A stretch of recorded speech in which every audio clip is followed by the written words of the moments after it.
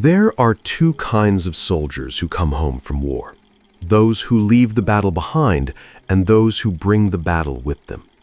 Elias was the second kind.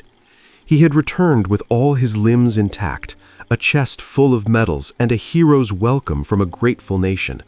But the man who walked off the plane was merely a shell, a hollowed-out echo of the boy who had enlisted. The real Elias was still trapped thousands of miles away, pinned down in the dust and the noise, forever reliving the moment the world had shattered. They told him he was lucky.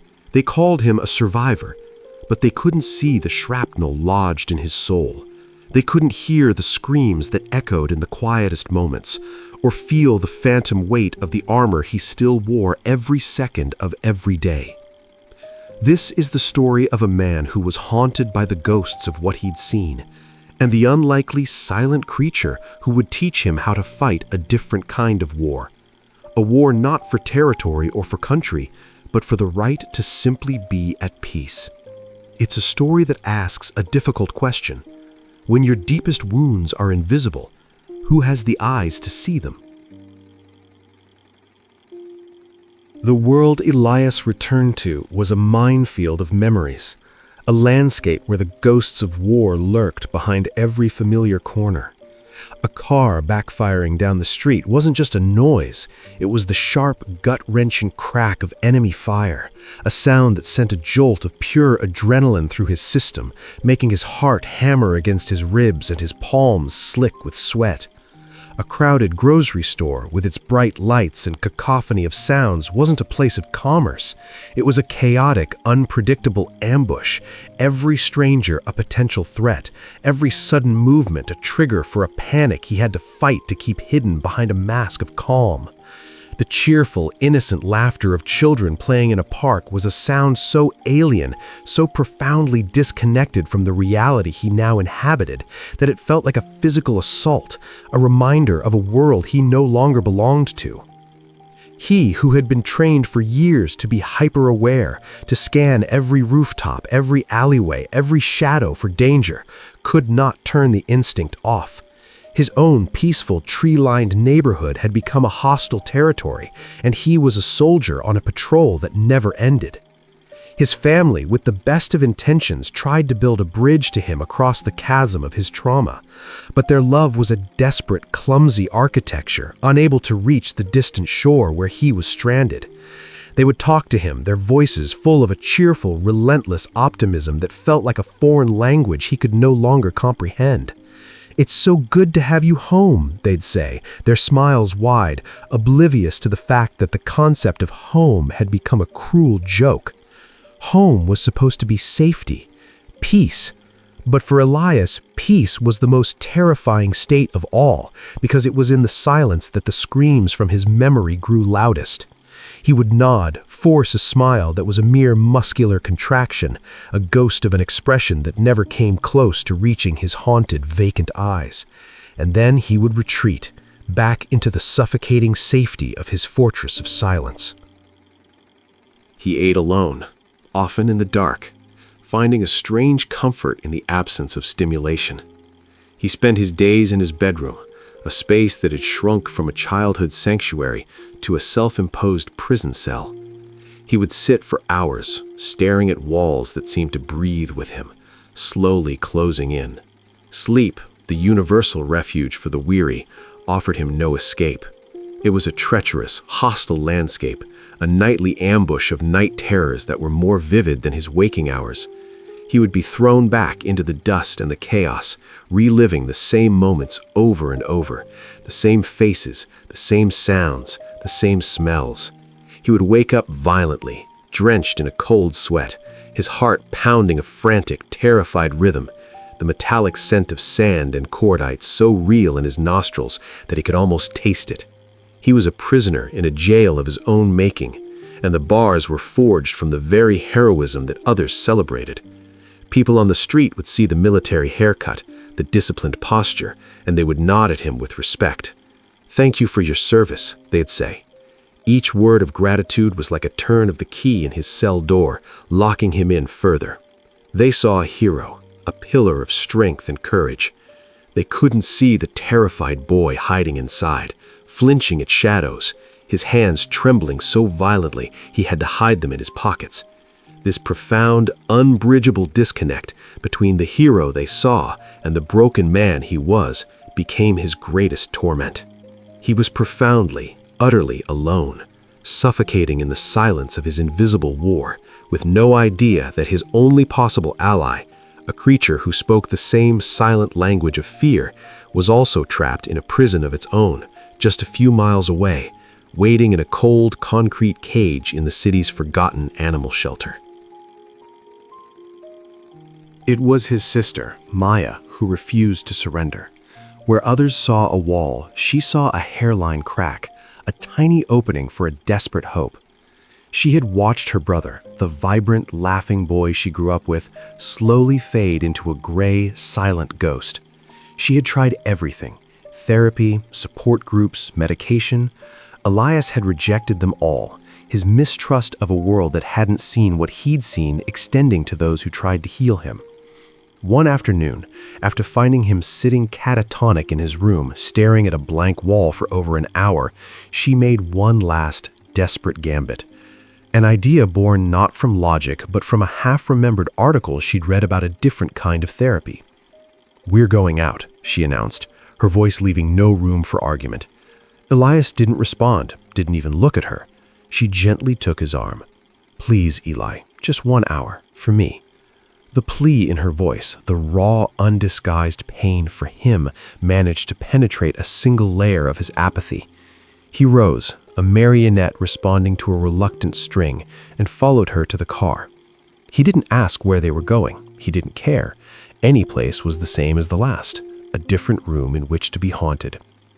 He realized where they were only when he saw the sign, City Animal Shelter. A wave of irritation washed over him. A dog? She thought a dog was the answer? A needy, slobbering creature that would require walks and feeding and an emotional energy he simply did not possess. He almost turned back, but Maya's grip on his arm was firm. "Just look," she whispered. "That's all I ask." The inside of the shelter was an assault on his frayed senses. The air was thick with the smell of disinfectant and animal fur. And the noise was a cacophony of desperate, pleading barks, a chorus of loneliness and hope that echoed off the concrete walls. It was exactly the kind of chaotic environment his trauma-recalibrated brain couldn't handle. He felt the familiar tightening in his chest, the cold sweat on his brow. Every dog seemed to be vying for attention, jumping against the bars of their cages, their eyes begging for a second chance. Elias looked past them, his gaze flat and disconnected. He felt nothing. No pity, no connection. He was about to tell Maya it was time to go when he saw it.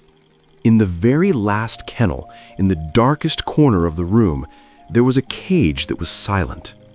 While all the other dogs were at the front of their enclosures, a shape lay huddled in the back, a patch of darkness that seemed to absorb the light around it. Curious, Elias moved closer. It was a dog, but unlike any other he had seen, a sleek, black dog with pointed ears and an athletic build, a Belgian Malinois. But it was its posture that made Elias freeze. The dog was pressed into the corner as if trying to merge with the concrete, its body trembling almost imperceptibly. Its head was low, and its eyes, when they flickered towards him, were not pleading. They were terrified. A volunteer passed by and saw Elias looking.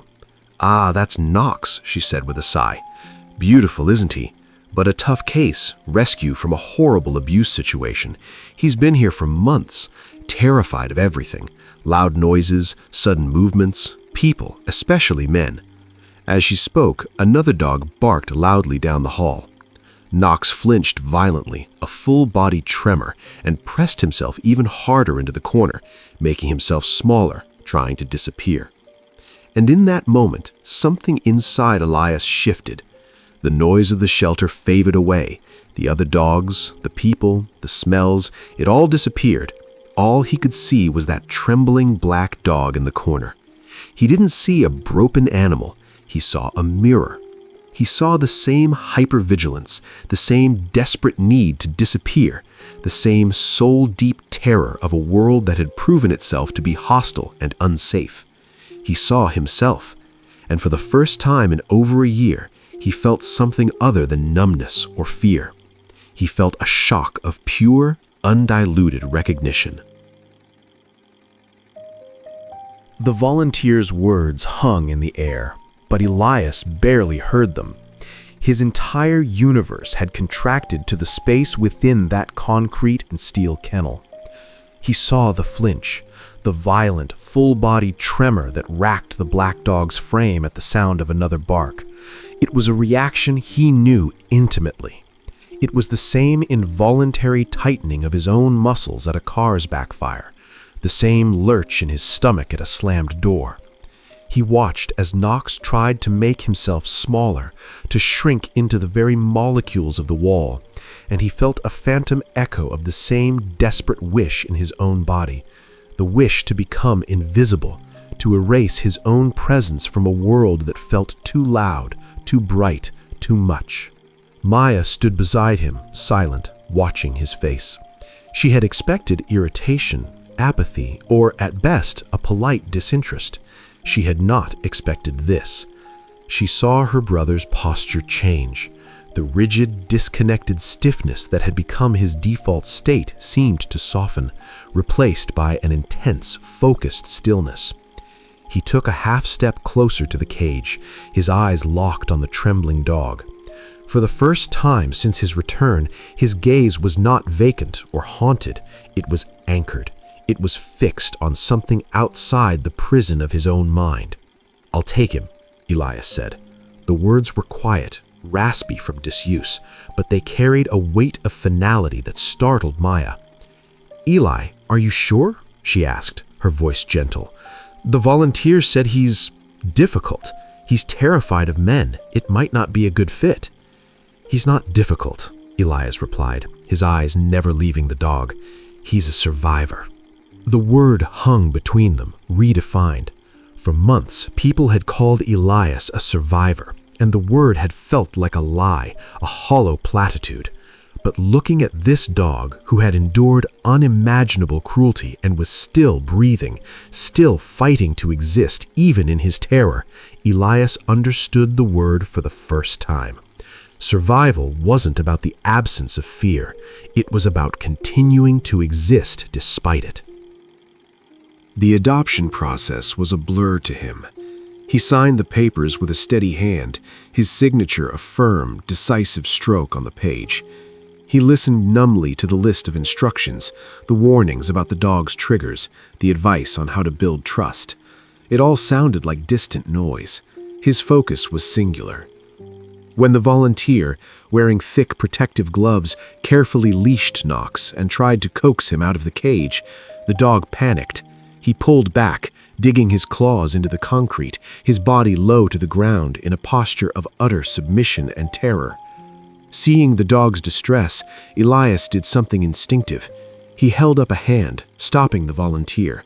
Then he slowly, deliberately, knelt down on the cold floor, making himself smaller, less threatening.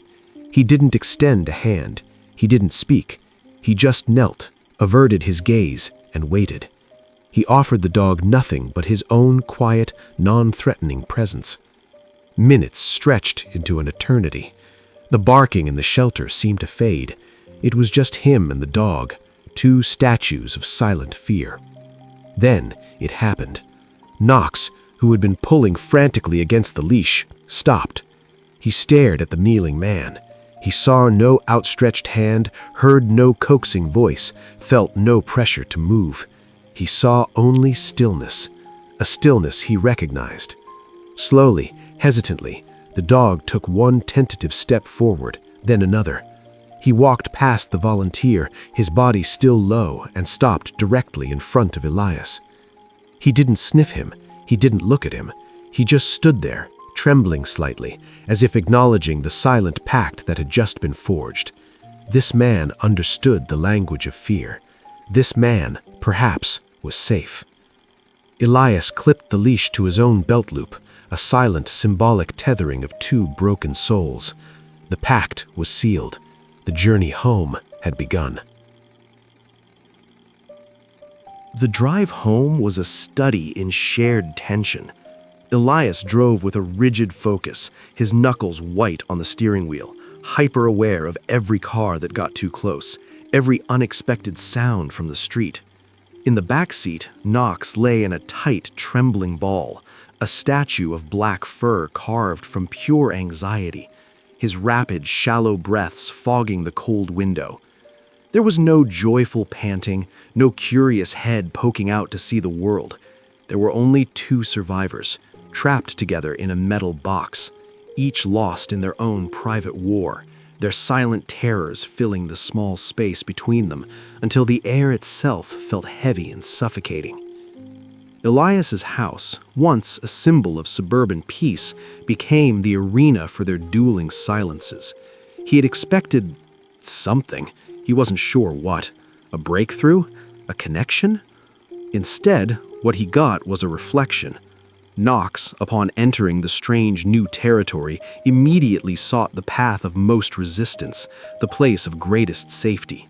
He bypassed the soft dog bed Maya had bought, ignored the waiting food and water bowls, and disappeared. After a frantic 10-minute search, Elias found him.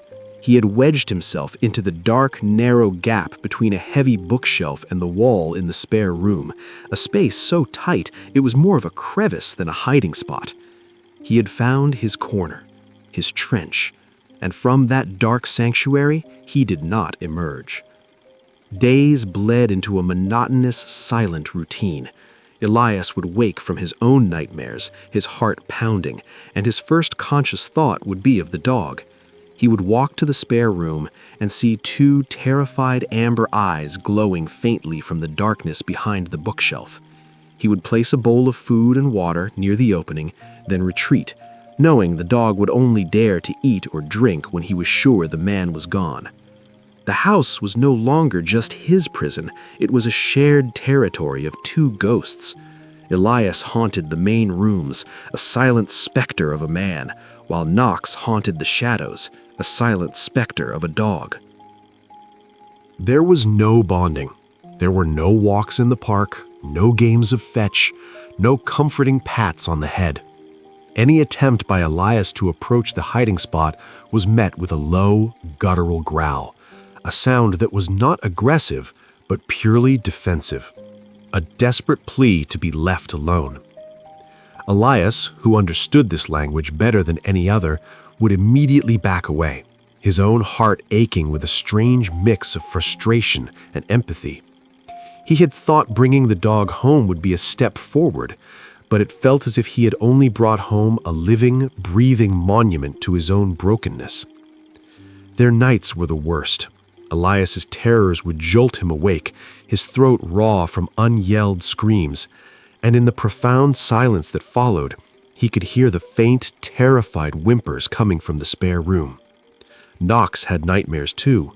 His legs would twitch, his breathing would hitch, and soft, mournful cries would escape his sleeping form. They were two soldiers fighting separate battles on the same field, each trapped in a flashback the other could not see, but could acutely feel. The house became a vessel for their shared, unspoken trauma, a place where the silence was punctuated only by the sounds of two souls reliving their worst moments, alone, together. It was a stalemate of fear, a duel of silences, and neither man nor dog knew how to declare a truce.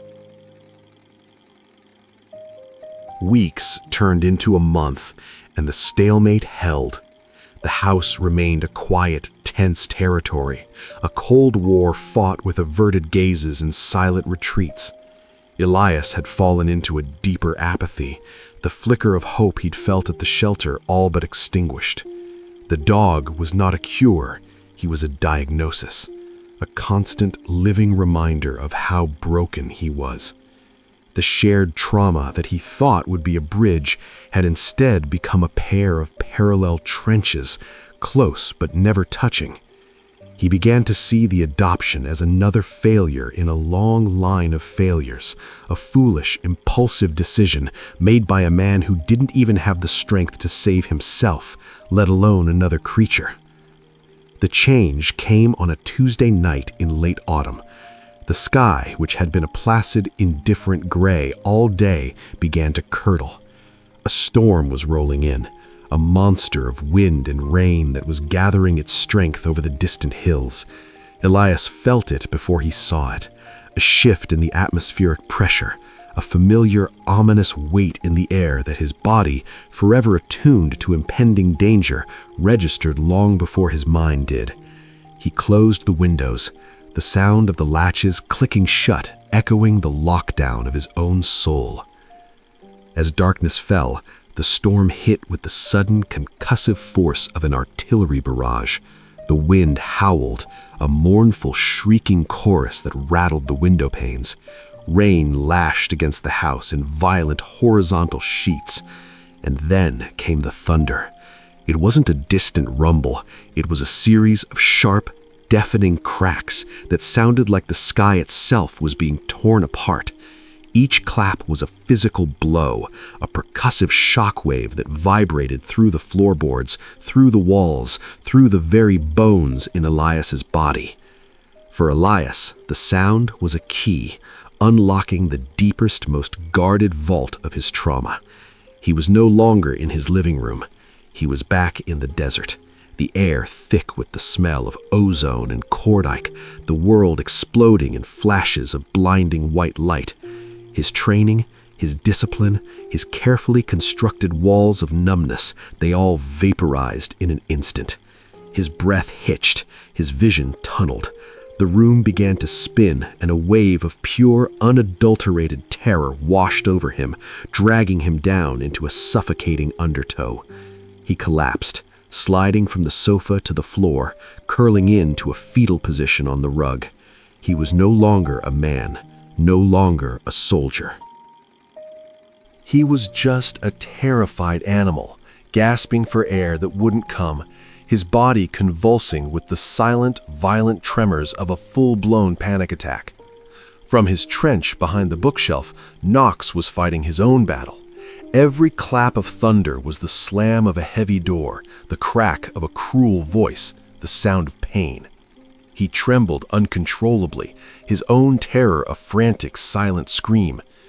But through the fog of his fear, a new sound penetrated, the harsh, ragged gasps of the man in the other room. It was a sound of distress so profound, so animalistic, that it cut through his own panic. For the first time, the man was not a potential threat.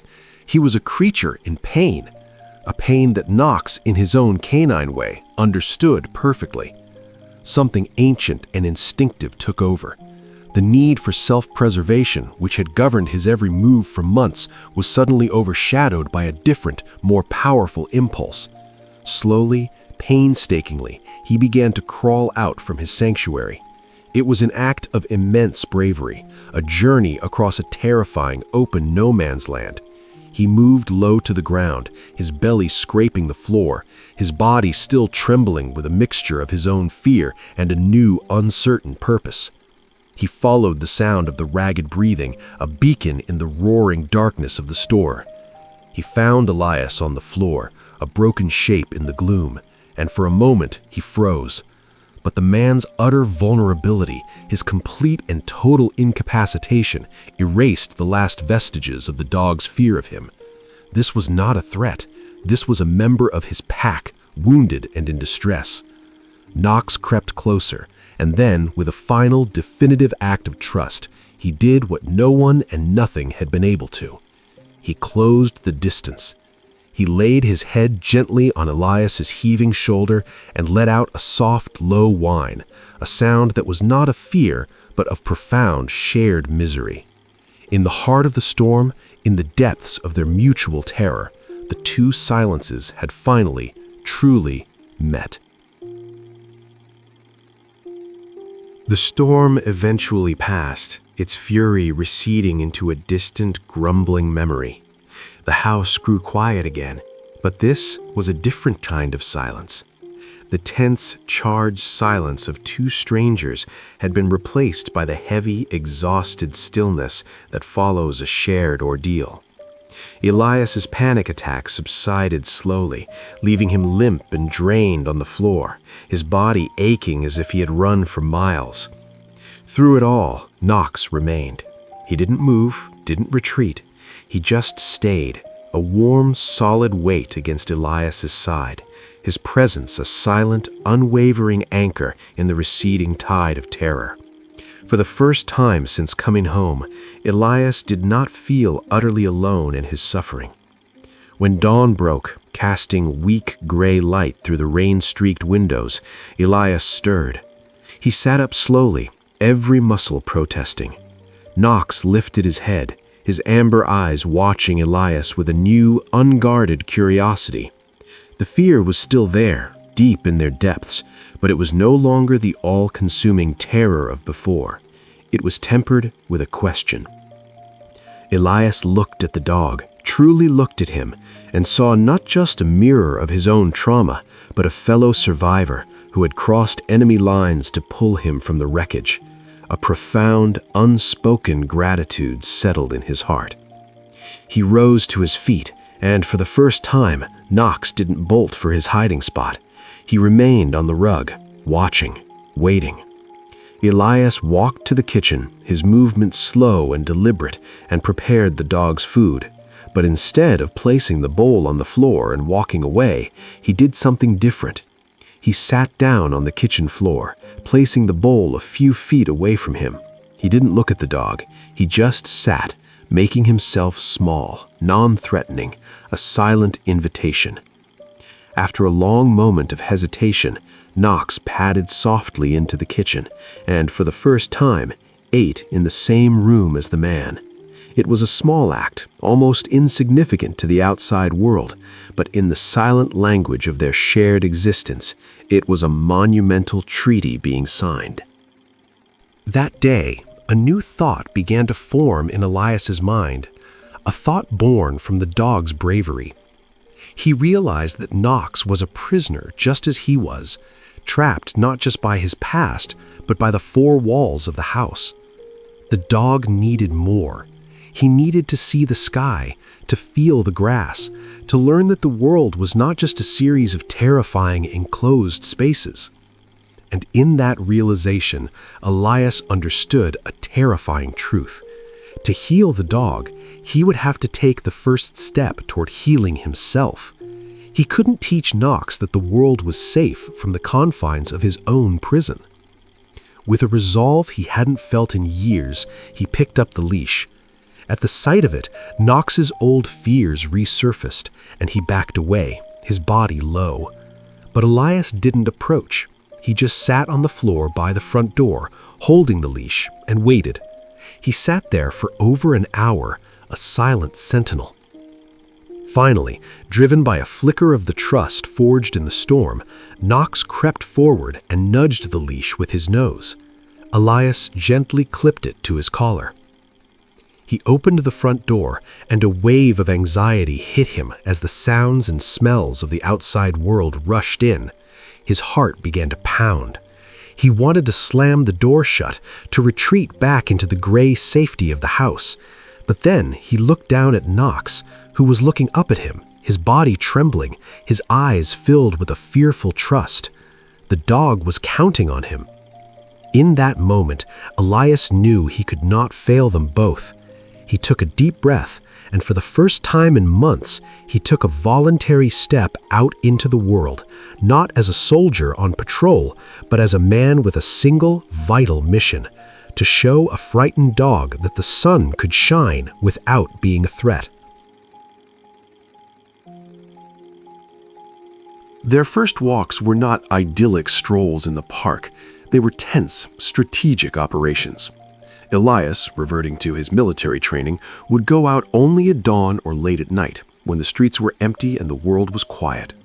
He would map their routes in his head, choosing paths with maximum visibility and minimal chances of encountering other people or dogs. He was a commander, leading a two-man and dog squad on a reconnaissance mission through hostile territory. Knox, for his part, walked with his body low to the ground, his tail tucked, every muscle coiled and ready to bolt at the slightest provocation. A passing bicycle, a distant siren, a plastic bag skittering across the pavement, each was a potential threat that sent them both into a state of high alert. It was during these tense excursions that the strange, symbiotic nature of their relationship began to truly reveal itself. Elias, in his effort to protect Knox, was inadvertently beginning his own exposure therapy. To teach the dog that a passing car was not a threat, he had to stand his ground, his hand firm on the leash, his own voice a low, calming murmur. "It's okay, boy, just a car. We're safe." He would repeat the words like a mantra, and in doing so, a part of him started to believe them. To show Knox that another person walking on the opposite side of the street was not an enemy combatant, he had to control his own breathing, relax his own rigid posture, and project a sense of calm he absolutely did not feel. He was acting, performing the role of a confident, safe leader, and in the process of faking it, he was slowly, imperceptibly, starting to make it. The therapy was a two-way street. Elias's biggest demon was his hypervigilance, the constant, exhausting scanning for threats that left his mind no room for peace.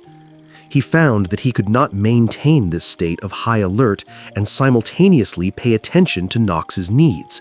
He had to watch the dog's body language, to anticipate his fear, to feel the subtle tension in the leash.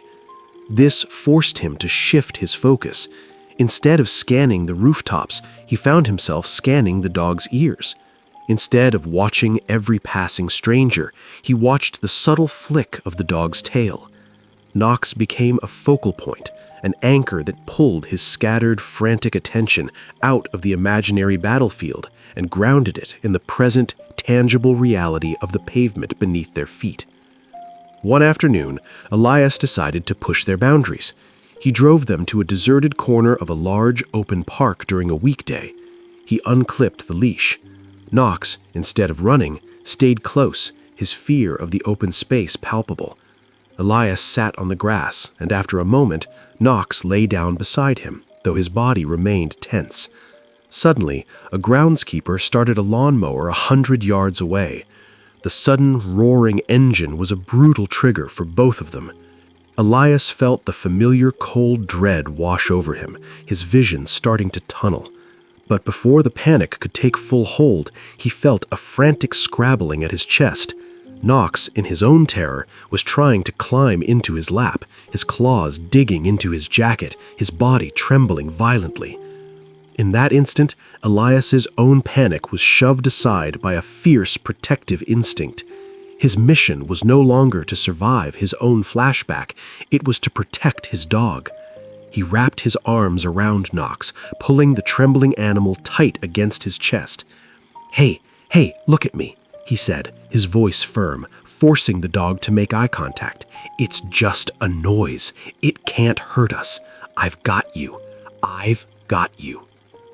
He held the dog, rocking him gently, murmuring words of comfort, his own heart still pounding, but his purpose clear. He was shielding Knox from the storm, and as he did so, he failed to notice that his own breathing had evened out, that his own vision had cleared, that his own panic had receded, beaten back by the urgent, undeniable need of the creature in his arms. He had become the protector he thought he had lost the right to be, and in saving the dog from the noise, he had, for the first time, saved himself. The incident with the lawnmower marked a profound shift in their dynamic. It was a baptism by fire, and they had emerged from it not as two separate damaged individuals, but as a single cohesive unit. The trust between them, once a fragile, tentative thread, was now forged into a thick, resilient cable. Knox, having found absolute safety in Elias's arms during a moment of pure terror, began to see the man not just as a provider, but as his anchor, his unshakable mountain in a world of terrifying noises. His transformation accelerated. The walks became less tense. His tail, which had been perpetually tucked, began to rise to a neutral, sometimes even curious, position. He started to explore his surroundings with his nose, his brain slowly relearning that not everything in the world was a threat. Elias, for his part, felt a sense of purpose he hadn't known since his time in the service. His mission was no longer abstract, it was the tangible, breathing creature at his side. This mission gave him a reason to get out of bed that was more powerful than any medication or therapy session. He was responsible for this life. This simple, profound fact gave him a foothold against the slippery slope of his own depression. He began to sleep a little better, the presence of Knox sleeping on a rug at the foot of his bed acting as a silent, vigilant sentry against the terrors of the night. It was during this period that Knox's role began to evolve from patient to physician. The dog, with his hyper-attuned senses and his deep, empathetic bond with Elias, started to detect the subtle physiological changes that preceded the man's anxiety attacks. Long before Elias himself was consciously aware of the approaching storm, before his heart rate spiked, before his breathing shallowed, Knox would know. He would stop whatever he was doing, approach Elias, and perform a specific, deliberate action.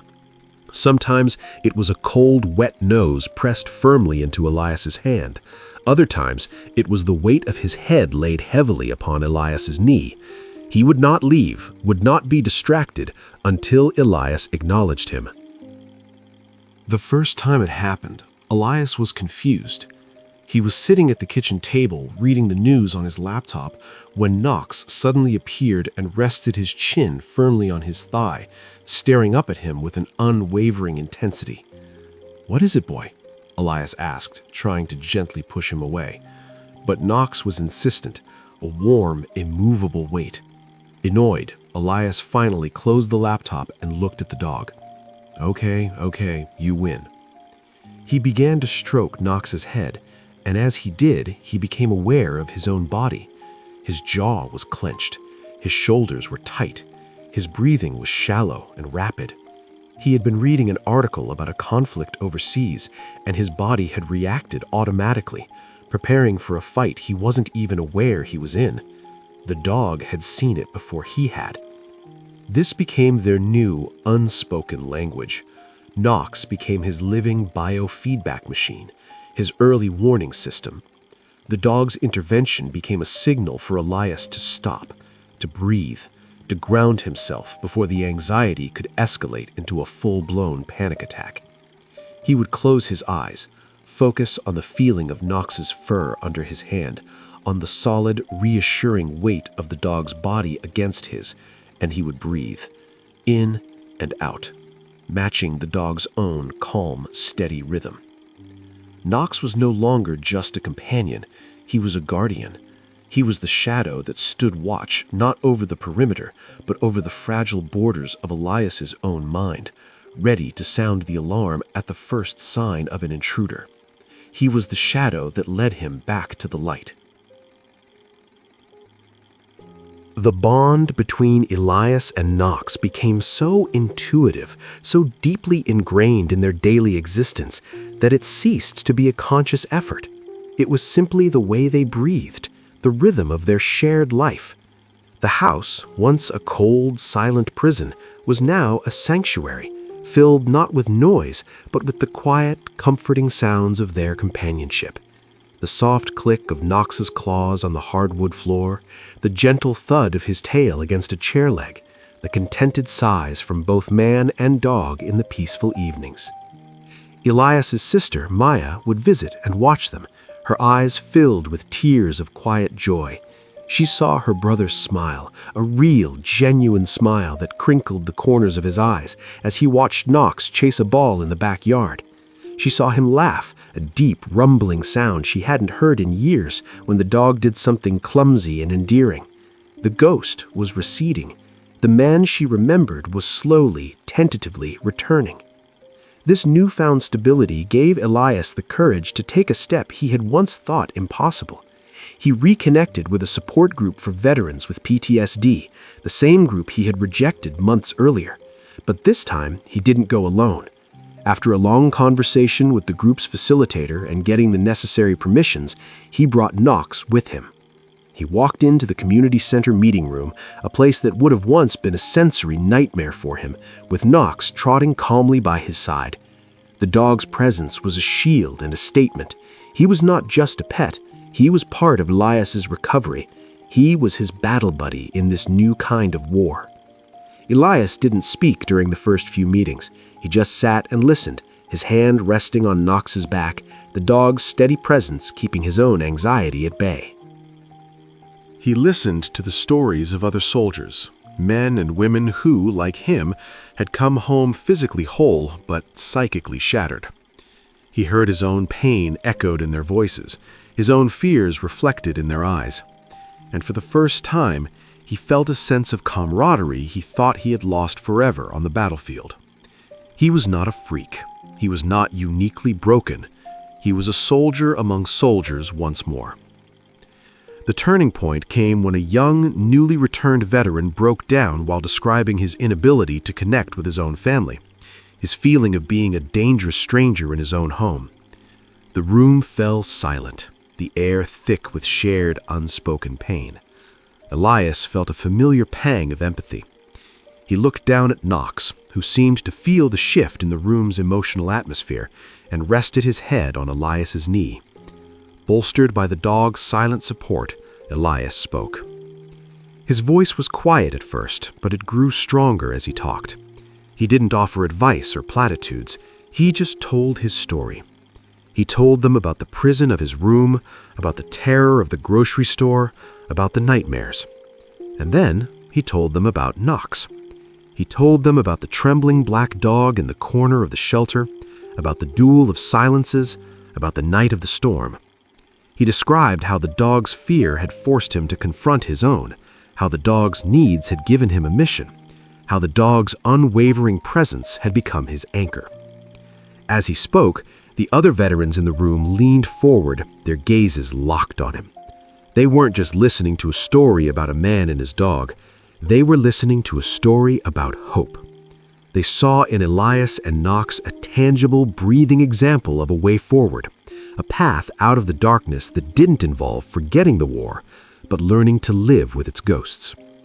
When he finished, the room was silent for a moment, and then, one by one, the other veterans started asking questions, not about the war, but about the dog. Elias had, without intending to, become a bridge. His journey with Knox, born from his own private hell, had become a beacon for others who were still lost in theirs. The weekly support group meetings became the new cornerstone of Elias's life. He and Knox were a constant, reassuring presence, a symbol of hope and progress. Inspired by the impact his story had, Elias, with the help of Maya and the group facilitator, began to formalize his mission. He undertook the rigorous process of having Knox officially trained and certified as a psychiatric service dog. It was a challenging journey that tested them both, but it was also a celebration of how far they had come. The training exercises, navigating crowded public spaces, remaining calm during simulated stressful events, were no longer terrifying obstacles, but milestones of their shared victory. Knox, the once terrified shelter dog, passed every test with a quiet, confident dignity, his intelligence and devotion shining through. Years passed. The haunted look in Elias's eyes was replaced by a calm, deep-set wisdom. The lines of tension on his face softened, replaced by the faint creases of returning smiles. He would never be the carefree boy who went to war, but he had made peace with the man who came back. He had learned to live with his scars, not as sources of shame, but as reminders of the battles he had fought and won, both abroad and within himself. Knox, his sleek black coat now flecked with distinguished gray around the muzzle, was his constant, silent companion, a living shadow of loyalty and love. The culmination of their journey was not a single dramatic event, but a quiet, powerful scene that encapsulated everything they had become. Elias stood at a podium, addressing a room full of new veterans, their faces a mixture of youth, pride, and the same hidden fear he knew so well. He was the keynote speaker at a conference on mental health and post-service transition. He spoke with a calm authority, his voice steady and clear. He didn't use notes, he just spoke from the heart, telling his story, their story. At his feet, Knox lay on the stage, completely at ease amidst the crowd and the lights. He was not on a leash. He didn't need to be. His eyes were fixed on Elias, his presence a silent testament to every word the man spoke. During a particularly emotional part of the speech, as Elias described the depths of his isolation, Knox seemed to sense the shift. He rose, walked calmly to Elias' side, and rested his head against the man's leg. Elias paused, placed a hand on the dog's head, and took a deep, steadying breath. The entire room watched, captivated. In that single silent gesture, the bond between them, the story of their mutual salvation, was made more powerfully than any words could express. He concluded his speech not by talking about heroism or sacrifice, but about the quiet courage of asking for help and the unexpected places it can be found. "They call them service dogs," he said, his voice thick with emotion as he looked down at Knox. "They call them service dogs, but for me, he is more than that. He is my anchor. He is my peace.